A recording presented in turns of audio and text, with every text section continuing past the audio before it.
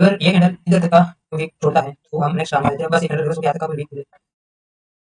But थोड़ा wait करेंगे क्या होता है। ट्रेड हमारा रिसीविंग बेसिक में वही ये ठीक है। ये कैंडल और वेट करेंगे।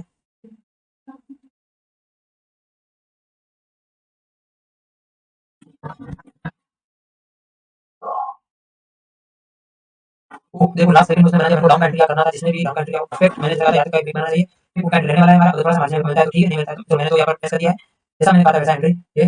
हुआ मार्केट ने लास्ट सेकंड में यहाँ पर रुकने का ऐसे फिल कर दिया वीक के साथ नहीं बॉडी के साथ और मैं थोड़ा यहाँ पर एंट्री देना था तो एंट्री में थी उधर एंट्री चला गया तो दिक्कत नहीं मेरा ध्यान नहीं रहा था बाकी बहुत